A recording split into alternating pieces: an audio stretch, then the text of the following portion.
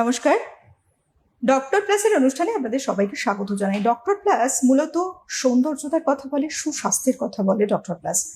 আজকে বিশেষ করে যে বিষয়টা নিয়ে আমরা আলোচনা করব সৌন্দর্যতা নিয়ে। দেখুন, বিভিন্ন সময় কেন বললাম, তার কারণ হচ্ছে সময় যেভাবে এগোচ্ছে মানুষের বয়স বাড়ছে। অর্থাৎ আজকে যে মানুষটা 50 বছর দাঁড়িয়ে আছে, দুদিন পরে 50 বছর +2 হচ্ছে, 52 বছর হতে অনেক দেরি, কিন্তু এই যে দুদিন গেল তার মধ্যে নানা রকম চেঞ্জেস আসে। হ্যাঁ, সত্যি আসে।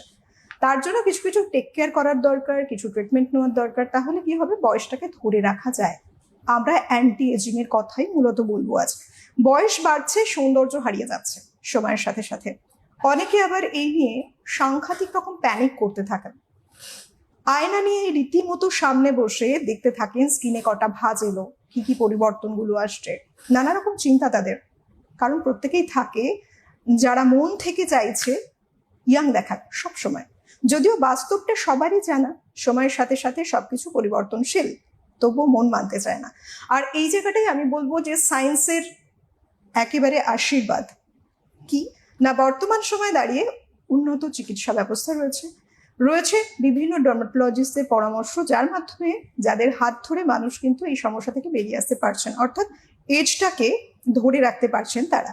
সময় বেরোচ্ছে, যত পার হচ্ছে সময়ের সাথে সাথে বয়স বেড়ে যাওয়ার যে চিন্তার ভাঁজটা কপালে থাকে মানুষের, সেই চিন্তার ভাঁজটা অনেকটাই কমিয়ে দিতে পেরেছে বর্তমান উন্নত মানের টেকনোলজি, বর্তমান চিকিৎসা ব্যবস্থা। যাই হোক, আজকে আমরা এই বিষয় নিয়ে আলোচনা করবো যে কিভাবে বয়সটাকে ধরে রাখা যায়, অ্যান্টি এজিং কিভাবে সম্ভব। আর যার কাছ থেকে এই বিষয়টি জানবো, মূলত যারা এই বিষয়ে জানাতে পারে, ডার্মাটোলজিস্ট কিংবা অ্যাস্থেটিশিয়ান যারা রয়েছেন। চলুন আজকে স্বাগত জানানোর পালা। এই মুহূর্তে আমাদের স্টুডিও থেকে সরাসরি যিনি উপস্থিত রয়েছেন, রিনাউন্ড ডার্মাটোলজিস্ট অ্যান্ড অ্যাস্থেটিশিয়ান ডক্টর শ্রয়ন পাল। অনেক স্বাগত আপনাকে। নমস্কার। আজকের সময় দাঁড়িয়ে আমরা সত্যি বলতে আধুনিক হচ্ছে ঠিকই, প্যারালালি একটা বিষয় রয়েছে যে আমরা কি করে অনেক দিন ইয়াং লুকসে নিজেদেরকে প্রেজেন্টেবল রাখবো, ধরে রাখবো বয়সটাকে। সেই জায়গায় দাঁড়িয়ে একটু জানবো যে কিভাবে পসিবল আজকের সময় দাঁড়িয়ে, আজকের থেকে যদি আমরা বেশ বিগত কিছু বছর যা পার করে এসেছি সেই সময়ের মানুষগুলোকে যদি দেখি, বয়সের সাথে সাথে চেঞ্জ এসেছে, তারা মেনেও নিয়েছে কষ্ট হলেও। আজকের সময় মানুষের সেই চিন্তাটা করতে হচ্ছে না, আজকে কিন্তু চিন্তাটা বদলেছে। তাই মানুষ চাইছেন যে বিভিন্ন রকম ট্রিটমেন্ট নিয়ে তাদের বয়সটাকে ধরে রাখতে। প্রথমে জানি যে এজিং কি, এজিং কাকে বলছি বেসিক্যালি, এবং সাইনগুলো কি কি, তারপরে জানবো অ্যান্টি এজিং। এজিং জিনিসটাকে যদি সত্যি ডিফাইন করতে হয়, এটা হচ্ছে আমাদের প্রত্যেকটা কোষের যে কোনো রকমের কর্মক্ষমতা, সেটা বেসিক্যালি ডিটারমাইন্ড বাই তার প্রোটিন বা তার যে জিনিসটা সে তৈরি করতে পারে বা যে ফাংশনটা করতে পারে, সেই ক্ষমতাটা কমে আসে পুরো শরীরের। এবং সেটা কেন হয়? কারণ আমাদের টেলোমিয়ার বলে একটা জিনিস থাকে আমাদের জিনোমের মধ্যে, আমাদের ক্রোমোজোমের মধ্যে। সেই টেলোমিয়ারে যেহেতু শর্টেনিং হয়, সেইটার জন্য হতে থাকে। আচ্ছা, এবার নেক্সট যে জিনিসটা আমাদের ভাবতে হবে সেটা হচ্ছে যে এজিংটা আমরা কিরকম ভাবে পারসিভ করি। একটা তো আমরা জানি আমাদের পরিশ্রম করার ক্ষমতা কমে যায় ইত্যাদি ইত্যাদি, এবং সেই জিনিসটাই যেটা আমরা রিয়েলাইজ করি না, আমাদের ফেসের মধ্যেও সেই ম্যানিফেস্টেশনগুলো আসতে থাকে। যেরকম আমাদের মুখে যে বুলি রেখা আসতে থাকে, তার কারণ হচ্ছে আমাদের স্কিনের যে টাইটনেস থাকে ওভারঅল, সেই জিনিসটা কমে যেতে থাকে। তাই জন্য আমাদের যে ফেশিয়াল মাসেল ফর এক্সপ্রেশন যেগুলো, সেগুলো টানের জন্য স্কিনের সেই বিভিন্ন জায়গাতে যেখানে সবচেয়ে বেশি প্রেশার আসে, সেই জায়গাগুলোতে ভাঁজ হয়। এবং নর্মালি আমরা যখন একটা হাসি বা ভুরু কুচকে তাকাই বা বিরক্ত হয়ে তাকাই, তাতে যতটা আমাদের ভাঁজ পড়ার কথা তার থেকেও বেশি ভাঁজ পড়ে। আচ্ছা, পরবর্তী যে জিনিসটা আমাদের মনে রাখতে হবে সেটা হচ্ছে যে কোন কোন জিনিসগুলো আর্লি সাইন্স অফ এজিং। বলি রেখা পড়া, এরকম ভাবে ঠোঁটের পাশটা ঝুলে যাওয়া, অথবা অ্যাপারেন্টলি যে জিনিসটা আমরা 55, 60, 65 বছর বয়সে গিয়ে যেগুলো বুঝতে পারি, সেগুলো তো সবারই চোখে পড়ে।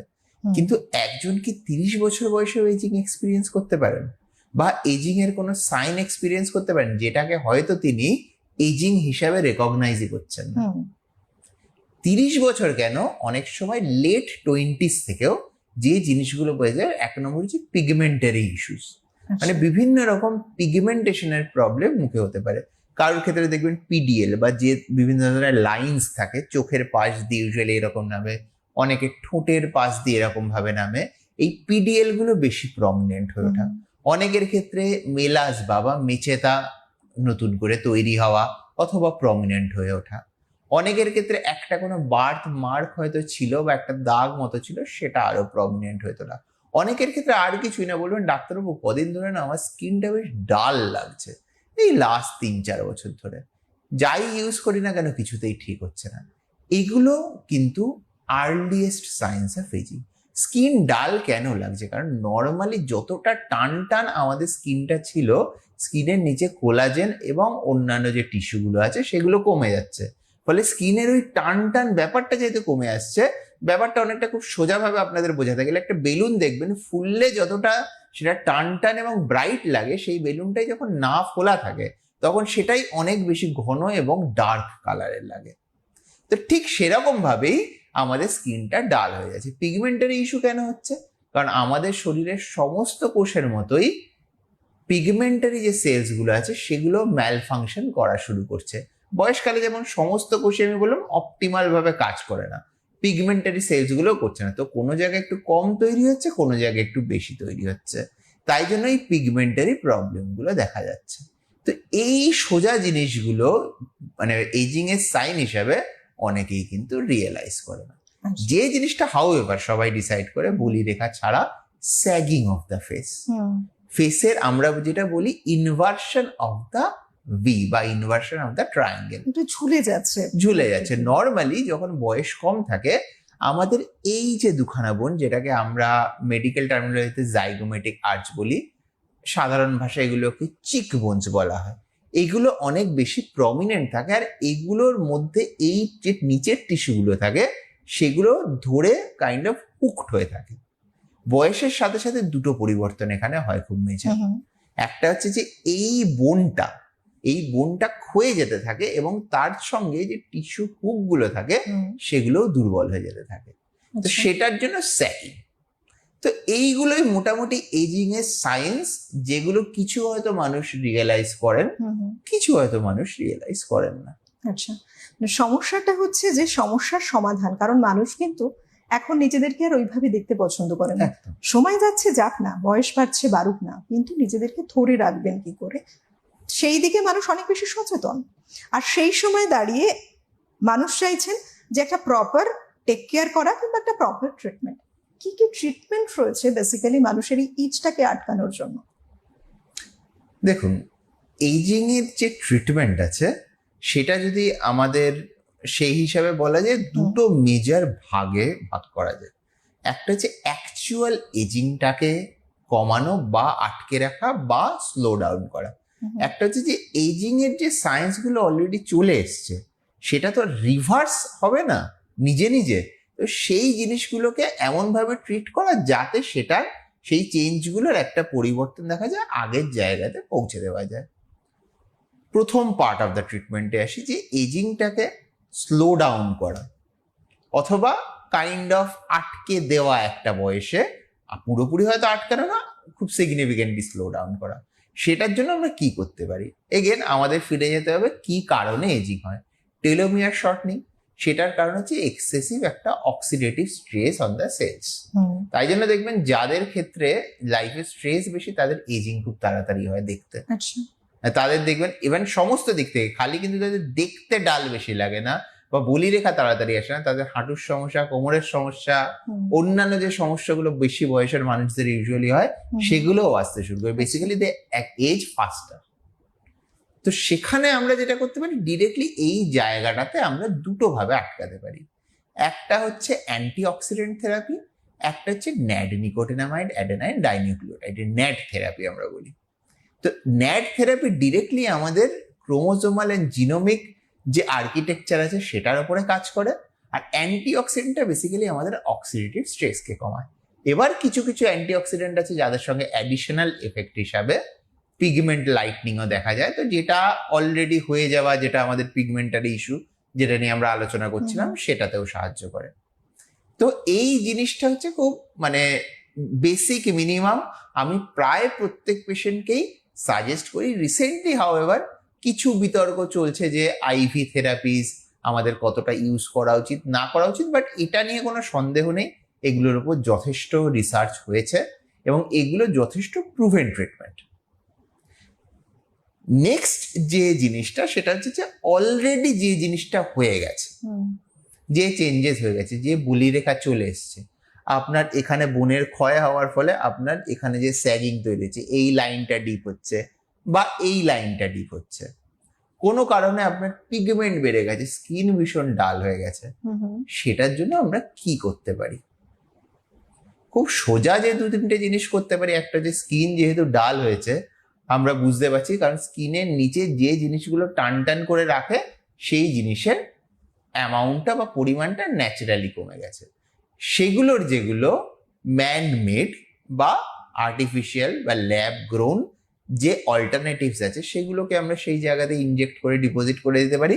ইনজেকশন শুনে ঘাবড়াবেন না, এগুলো ইউজুয়ালি যেহেতু খুব স্পেসিফিক লেয়ারে ইনজেক্ট করা হয়, স্পেশাল টাইপের নিডেল যেগুলো অলমোস্ট পেনলেস প্রসিডিওর এগুলো, কিন্তু সেই লেভেলে আমরা ডিপোজিট করে দিই এবং ডিপোজিট করে দেওয়ার ফলে যেহেতু ওই একই রকম এফেক্ট ওটা তৈরি করে, তো এই এফেক্টটা অনেকটা রিভার্স করা সম্ভব হয়। যেখানে বোন বা হাড়ের ক্ষয় হয়েছে সেখানে হাড়ের মতো যে ফিলার্স থাকে, যেগুলোকে আমরা টিস্যু ফিলার্স বলি, যেটা হাড়ের মতো কনসিস্টেন্সি, সেই রকম জিনিস দিয়ে কাইন্ড অফ একটা আর্টিফিশিয়াল বোনের মতো স্ট্রাকচার আমরা বানাতে পারি। যে জায়গায় রিলেটিভলি সফটটা টিস্যু লস হয়েছে সেখানে সেই টিস্যুর মতো কনসিস্টেন্সির ফিলার দিয়ে আমরা সেই জায়গাটাতে সেই সফটটা টিস্যুর টাইপটা ক্রিয়েট করতে পারি। যেখানে আমাদের ন্যাচারাল টেন্ডনের শক্তি কমে গেছে সেখানে থ্রেডস বলে এক রকমের মেটেরিয়াল পাওয়া যায়, যেগুলো দিয়ে আমরা টিস্যুর মধ্যে আর্টিফিশিয়াল টেন্ডনের মতো জিনিস ক্রিয়েট করতে পারি। সেগুলো করে আমরা বেসিক্যালি অ্যাপিয়ারেন্সটাকে আমরা আগের জায়গাতে ফিরিয়ে আনতে পারি। এবার কতটা ফেরানো সম্ভব হবে সেটা ডিপেন্ড করবে আপনার টেস্ট, আপনি কতটা চান।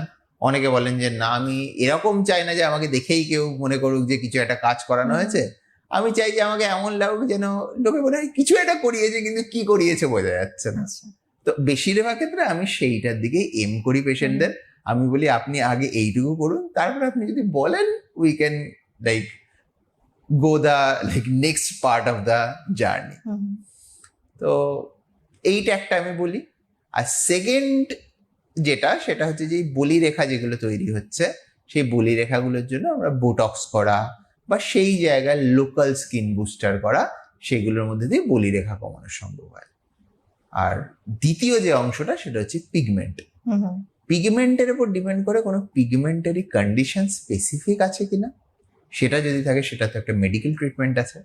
আর আরেকটা হচ্ছে therapeutics towards general pigmentation, therapeutics towards special কোনো ডিজিজের পিগমেন্টেশন। কেমিক্যাল পিলস হয়, ইনজেক্টেবলস হয়, বিভিন্ন রকমের ট্রিটমেন্ট আছে। এই জিনিসটা যেহেতু এতটাই কমপ্লেক্স একটা নিজেরই টপিক, আলাদা হয়তো একটা পুরো দিন লাগবে এটা আলোচনা করে ভেঙে বুঝিয়ে বলতে, কিন্তু এটার বিভিন্ন রকম ট্রিটমেন্ট, খাওয়ার, লাগানোর, কোনো কোনো জিনিসের ক্ষেত্রে কিছু ইনজেক্টেবলস, কোনো কোনো জায়গাতে জাস্ট একটা লেজার, কোনো কোনো জায়গায় লাইট থেরাপি, কোনো জায়গাতে পিলস, এইরকম ভাবে আমরা এই জিনিসগুলো ম্যানেজ করে থাকি। কিসের উপরে ডিপেন্ড করে এই চয়েস গুলো করছেন? ট্রিটমেন্টের যে নানা রকম দিক, ডায়াগনোসিস। ওকে, বেসিক্যালি আমরা যখন ডাক্তাররা ট্রিটমেন্ট করি আমরা পিগমেন্টেশনকে ট্রিট করি না। আচ্ছা, আমরা ট্রিটমেন্ট করি একটা স্পেসিফিক মেডিকেল কন্ডিশন। আমরা অ্যাসেস করি পিগমেন্টের লেভেলটা কোথায় আছে, সেই লেভেলটা এপিডার্মিসে আছে, ডার্মিসে আছে, না ইভেন লোয়ার দেন দ্যাট।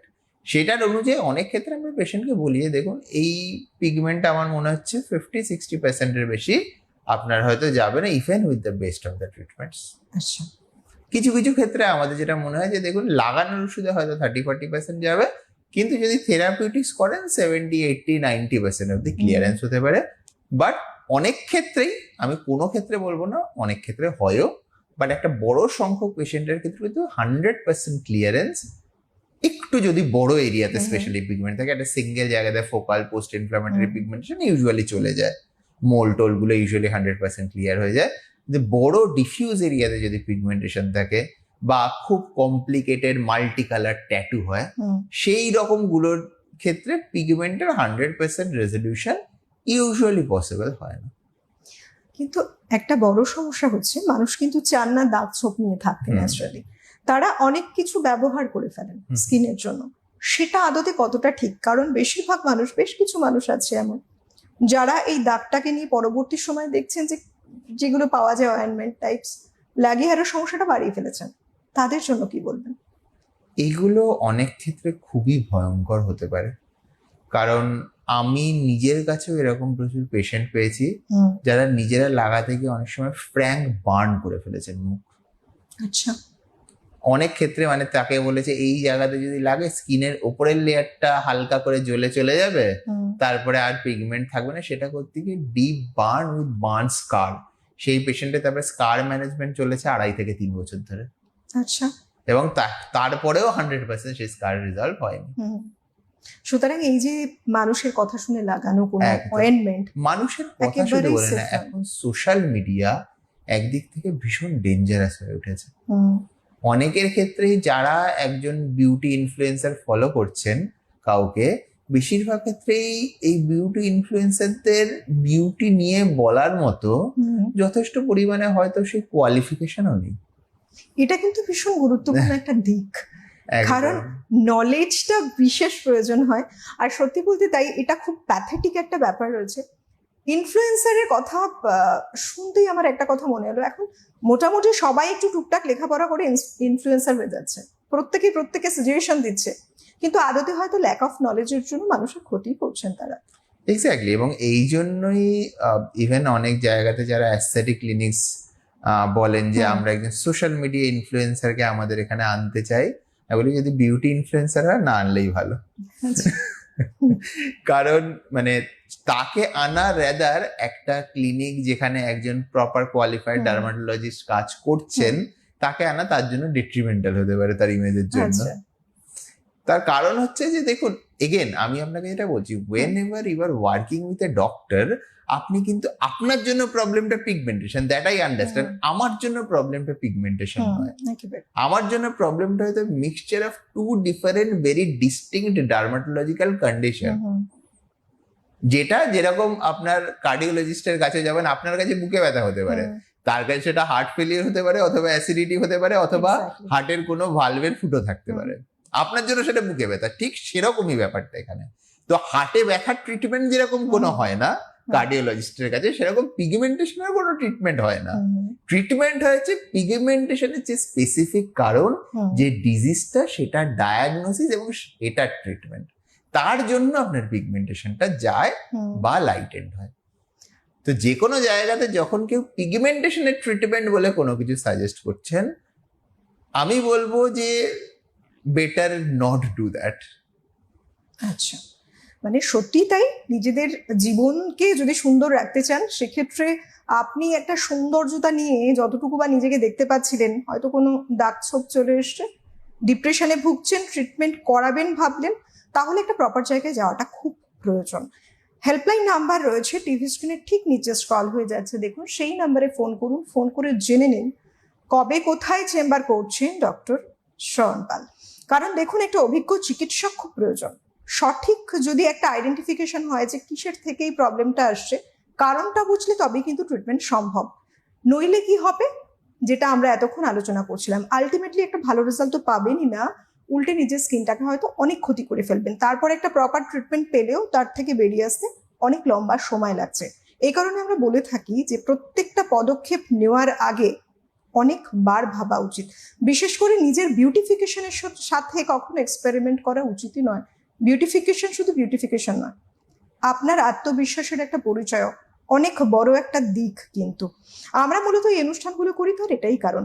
আমার আর একটা বিষয় মনে আসছে ডক্টর, যে বিভিন্ন মানুষ কিন্তু সাপ্লিমেন্ট নিয়ে থাকেন অ্যান্টি এজিং এর জন্য, বিভিন্ন রকম সাপ্লিমেন্ট নিচ্ছেন, নানা রকম জিনিস তো প্রোডাক্ট ইউজ করছেন, কিংবা একটা ডায়েটারি ফ্যাক্টর এক্ষেত্রে কতখানি ইম্পর্টেন্ট?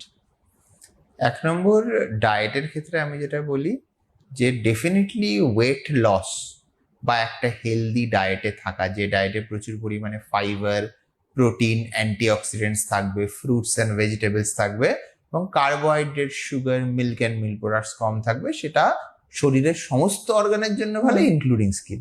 আচ্ছা।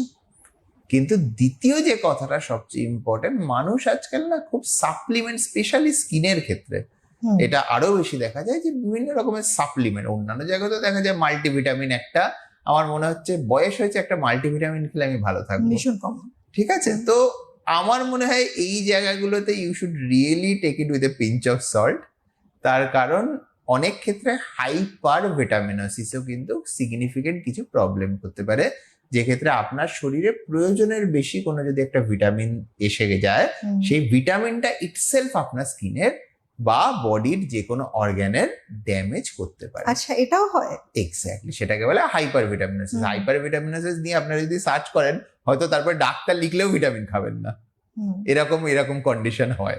মানে সেটা করতে অবশ্যই বলছি না, কিন্তু আমরা যখন কোনো ডাক্তাররা লিখি, সেটা যে কোনো ব্রাঞ্চেরই ডাক্তার হয়ে থাকুন না কেন, তারা হয় কোনো ক্লিনিক্যাল ফিচারের বেসিসে কোনো একটা ডেফিসিয়েন্সি অ্যাসেস করে লেখেন, অথবা কোনো স্পেসিফিক টেস্ট করিয়ে ডেফিসিয়েন্সি আছে কিনা সেটা দেখে একটা প্রপার ডোজে প্রপার ডিউরেশনের জন্য মনিটরিং এর সঙ্গে যে কোনো জিনিস দেন। তো ভিটামিনকে জাস্ট যে কোনো টাইপেরই নর্মাল ওষুধের মতোই ট্রিট করুন, ওটাকে জাস্ট ক্যান্ডির মতো ট্রিট করে প্লিজ নেবেন না, including all kind of supplements. এবার সাপ্লিমেন্টস কিরকম ভাবে নিতে পারেন, ধরুন অ্যান্টিঅক্সিডেন্ট সাপ্লিমেন্টস, আপনার হয়তো বাড়িতে যে ডায়েট চলছে সেখানে যথেষ্ট পরিমাণে fruits and vegetable natural source of antioxidant নেই, হুম, অথবা কোনো কারণে আপনি খেয়ে উঠতে পারেন না, তখন antioxidant supplement is very important. বা কোনো কারণে আপনার অ্যান্টি এজিং ট্রিটমেন্টের পার্ট হিসাবে যতটা নেওয়ার দরকার ততটা হয়তো আপনার পক্ষে ওরালি নেওয়া ফিজিবল নয়, সেই ক্ষেত্রে আমরা অনেক সময় আইভিও দিই, অনেক সময় ওরালও দিই, সেটা একটা পার্ট। হুম, কোলাজেন্স অ্যান্ড অল অনেক ক্ষেত্রে রিলেটিভলি সেফ, কারণ কোলাজেনটা ইজ বেসিক্যালি প্রোটিন।